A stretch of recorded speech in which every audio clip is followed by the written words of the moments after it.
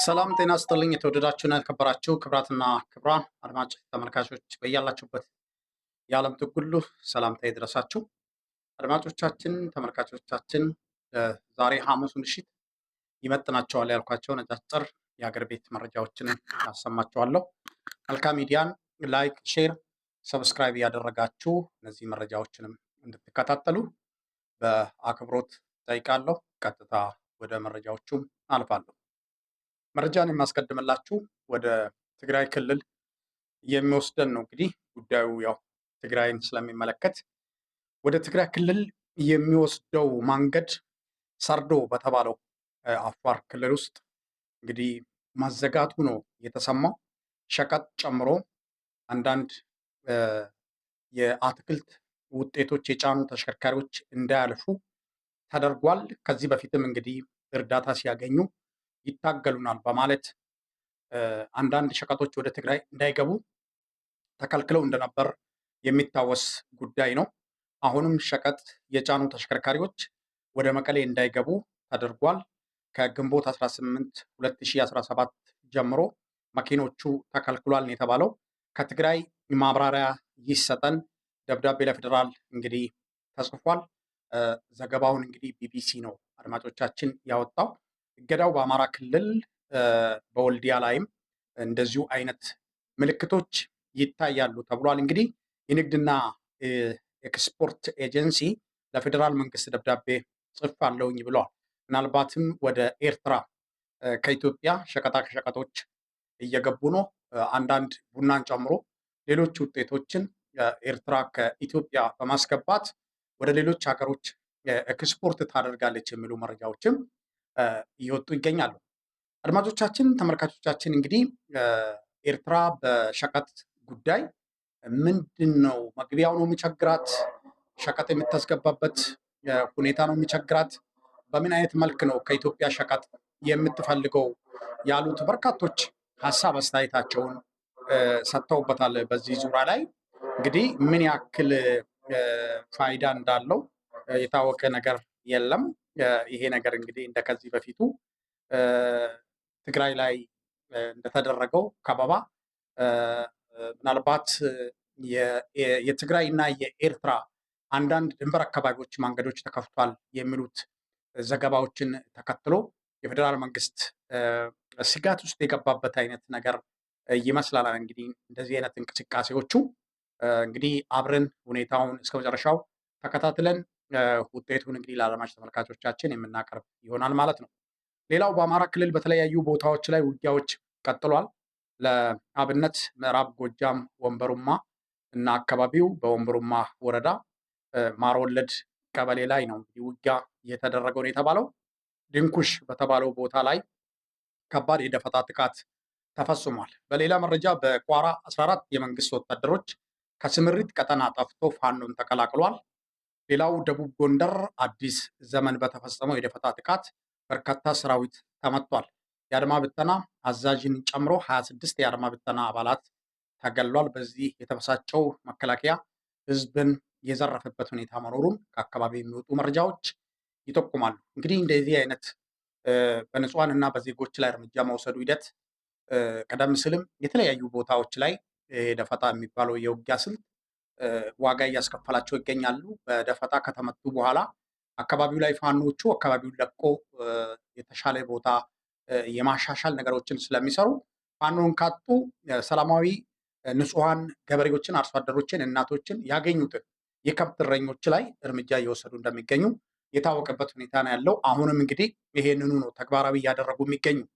በሌላ መረጃ በአዲስ አበባ ከተማ የሰሞኑን እንግዲህ የሐኪሞች የዳቦ ጥያቄ እየጨመረ መምጣቱን ተከትሎ የህዝብ ቁጣ ወደ አደባባይ ሊወጣ ይችላል ተብሎ በርካታ መተላለፊያ ቦታዎች ወታደሮች በየከተማው ተሰማርቷል።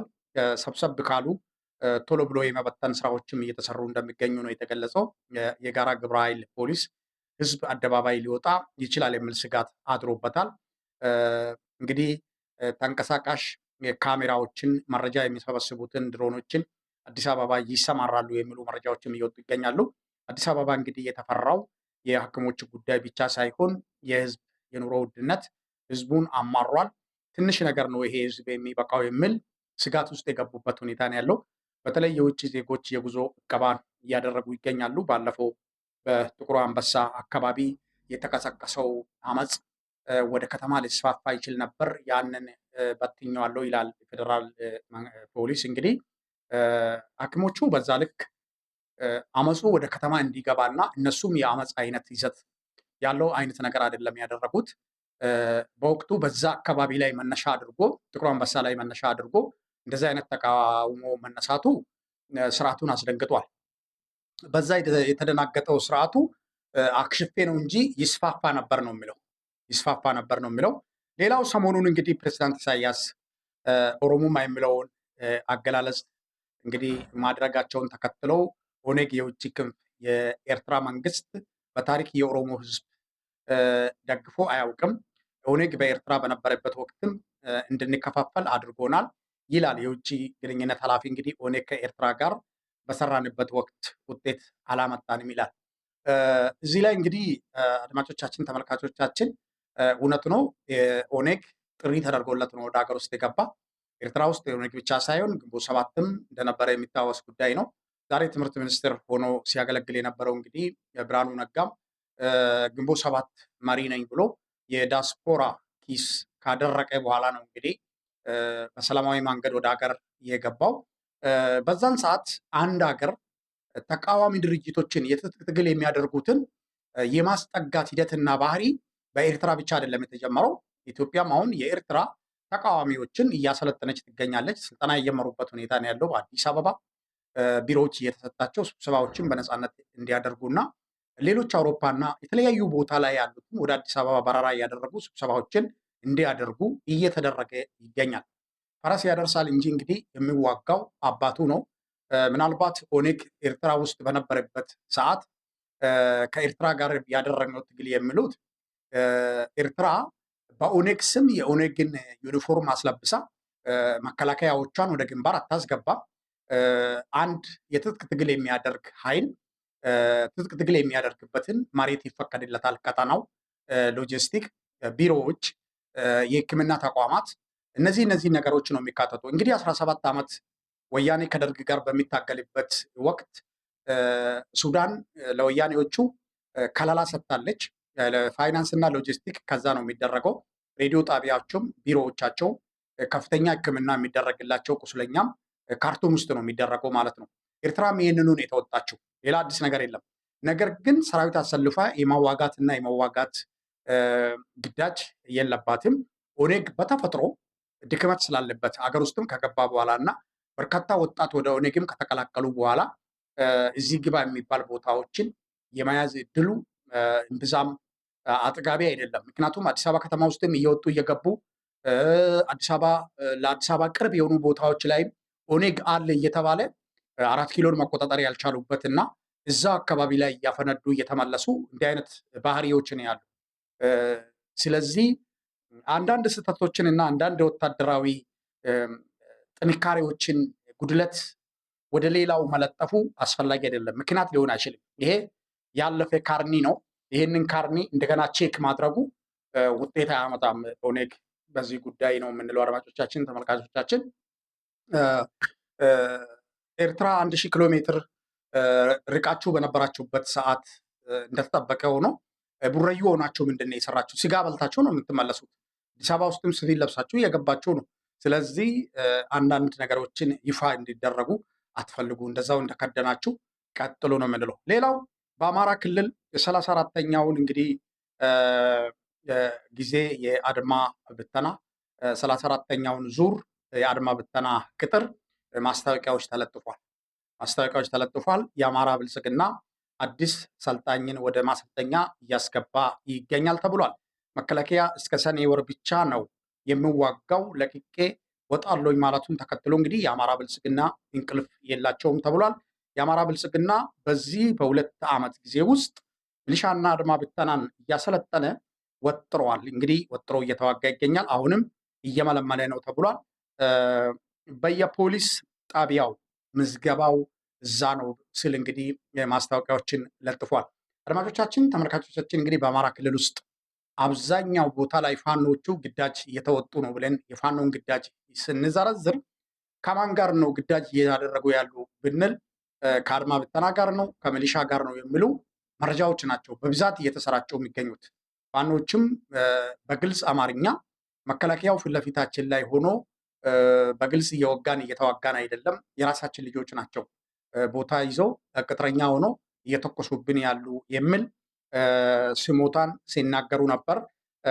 ለዚህ ውጤት እንግዲህ የአማራ ብልጽግና ትልቅ ሚና ተጫውቷል። ፌዴራል መንግስት በአማራ ክልል ውስጥ ስሙ ድሌት እንዳይሆንና ወይም ደብዛዛ እንዳይሆን ካደረጉት የአማራ ብልጽግናዎች ናቸው። አማራ ክልል ላይ ብልጽግና እንዲኖር የፌዴራል መንግስት እንዲታይ ከቦታ ወደ ቦታ ስብሰባዎች እንዲደረጉ ህዝቡ በአማራ ክልል ውስጥ መንግስት መኖሩን እንዲያረጋግጥ ካደረጉት የአረጋ ከበደ ካቢኔ ትልቅ ሚና ተጫውቷል። ምንም የምንሸፋፈነውና የምንደባበቀው ጉዳይ የለም። ያለውን ሀቅና ያለውን እውነት እየተነጋገርን የቱ ጋ ነው ስህተት፣ የቱ ጋ ነው ትክክል፣ ምንድነው መደረግ ያለበት፣ ቀጣይ ጊዜ ምንድነው መሆን ያለበት የሚለውን እንድበታለን እንጂ ለሞራል እያልን አንዳንድ ነገሮችን ስናልፍ በስህተት ላይ ስህተት እየሰራን መሄድ የለብንም ማለት ነው። አንድ ሌባ ሰው እንቁላል በምሰርቅበት ጊዜ እናቴ ዝም ብላኝ ወደ ዶሮና ወደ በግ ሳልፍ ሌባ ተባልኩና ስሜ ጠፋ የሚል አይነት ነገር እንዳይሆን ስህተት አለ። አዎ አለ። የት ጋ ነው ስህተት አለው? ምንድነው መሆን አለበት? እነዛ ነገሮች ላይ ነው መሰራት ያለበት እንጂ በትክክል ክልሉ ላይ ስልጠናዎች እየተሰጡ ቦታዎች እየተያዙ እያስለቀቁ የሚገኙበት ሁኔታ ነው ያለው። ይሄ ሊታወቅ ያስፈልጋል። የእንደዚህ አይነት ውጊያዎች መቆየትና መሰንበት ደግሞ ንጹሐኑን የአማራን ህዝብ ወደ ከፋ ጉዳት ይወስዳል ማለት ነው። ሌላ አድማጮቻችን፣ በትግራይ ውስጥ የሚገኘው የተወሰነ ኃይል በሱዳን ውስጥ ከሚገኘው አድሚ ሰባ ትዕዛዝ ነው እንግዲህ የምንጠብቀው ወደ ወልቃይት ለመግባት እያለ ይገኛል። አድሚ ሰባ እንግዲህ ለአልቡርሃን ሲዋጋ እንደነበር ይታወቃል። ከሞቱት የተረፉት እንግዲህ ተሰባስቦ ወልቃይት ላይ ውጊያ እንከፍታለን፣ የሚመራን ትዕዛዝ ብቻ ነው የምንፈልግ የሚሉ እንዳሉን የተገለጸው። በሌላ መረጃ የተለያዩ ሀገራት አምባሳደሮች ወደ መቀሌ ጉዞ አድርጓል። የአሜሪካ፣ የካናዳ፣ የዴንማርክ፣ የጃፓን፣ የፈረንሳይ፣ የስዊድን የ8 ሀገሮች አምባሳደሮች ናቸው እንግዲህ ወደ መቀሌ የሄዱት። ትጥቅ መፍታት እንግዲህ ታጣቂዎችንም የጎበኙበት ሁኔታ ነው ያለው። የዋት ታጣቂዎች ታድሶ ዲዲአር እየተሰራ እንደሚገኝና በሳምንት 200 ታጣቂዎች ትጥቅ ይፈታሉ የሚል ነገር ነው እንግዲህ እየተነገረ የሚገኘው። ከዚህ በፊት እንግዲህ ሌተናል ጀነራል ጻድቃን ገብረ ትንሳኤ ትጥቅ የሚፈታ ታጣቂ የለም፣ ምናልባት አንፊት የሆኑት እድሜያቸው ከ50 በላይ የሆነውን መታወቂያ ሰርተን አሰልፈን ካምፕ አስገብተን እንደገና ድጎማ የሚደረግላቸው ወይም ደግሞ መቋቋማም እየተሰጣቸው ወደ ህብረተሰቡ ይመለሳሉ እንጂ የትግራይ መሬት በኤርትራና በአማራ ኃይሎች ተይዞ ትጥቅ የምናስፈታው ታጣቂ የለም ብሎ በግልጽ ሲናገሩ ነበር። እነዚህ አምባሳደሮች እንግዲህ ያዩትን ነው እንትን የሚሉ ከዚህ በፊትም ተመልክታቸዋል። ብዙ ጊዜ እየተናገርን እንገኛለን። ከባባድ መሳሪያዎችን ዋት ያስረክባል ተብሎ ቃታ የሌላቸው መድፎች ቪዲዮ እንኳን ካሜራው እንኳን ሳይዘጉ ቃታ የለውም እያሉ ሲረካከቡ የውሸት ርክብክብ ሲያደርጉ እንደነበር የሚታወስ ጉዳይ ነው። አሁን በዲዲአር ወደ ሰፈር የሚመለሰው ታጣቂ ምን አይነት ታጣቂ እንደሆነ ባይታወቅም እንግዲህ የ8 ሀገር አምባሳደሮች ወደ መቀሌ ሄደው ጉብኝት እያደረጉ እንደሚገኙ ነው የተገለጸው። በሌላ መረጃ በዛሬው ዕለት እንግዲህ በጋምቤላ ካማሺ ዞን ኦኔግ በንጹሐን ላይ ጥቃት ፈጽሟል። እንግዲህ 16 ሰው ገሏል፣ 23 ሰው አቁስሏል። ከምስራቅ ወለጋ የተሻገሩ ታጣቂዎች ናቸው እንግዲህ ጥቃቱን የፈጸሙት ነው የተባለው። በትክክል ኦኔግ ብሎ ነው እንግዲህ ከአካባቢው መረጃው የወጣው። ሌላው የዳቦ ጥያቄ በህጋዊ መልክ የጠየቁትን ሐኪሞች አገዛዙ አስሯቸዋል። አልፎም እንግዲህ አልፈታም ብሏል የታሰሩትን። አገዛዙ እንግዲህ ሐኪሞቹ ለሆዳቸው ብቻ የሚያስቡ ናቸው ብሏል። እንግዲህ ሰድቧቸዋል። መስደብ ብቻም ሳይሆን አስሯቸዋል። ጥያቄው ቀጥሏል። የስራ ማቆም አድማው 3ኛ ሳምንትን የያዘበት ሁኔታ ነው ያለው። ሌላው በደቡብ አፍሪካ የታገቱ ኢትዮጵያኖች ነፃ መውጣታቸው መረጃ ወጥቷል። አድማጮቻችን፣ ተመልካቾቻችን መረጃዎቼ እነዚህን ይመስሉ ነበር። በተመሳሳይ ፕሮግራም እና መርሃ ግብር በሌሎች ግንባር መረጃዎች እስከምንገናኝ መልካም ሚዲያን በሱፐር ቻት እና በሱፐር ስቲከርም እንድትደግፉ ሰብስክራይብ እያደረጋችሁ ለሌሎች አድማጭ ተመልካቾችም ላይክ፣ ሼር ያድርጉ። መረጃውን እንዲከታተሉ አድርጉ። መልካም ምሽት እንደሆንላችሁ እመኛለሁ። ሰላም ሁኑልኝ። ሰላም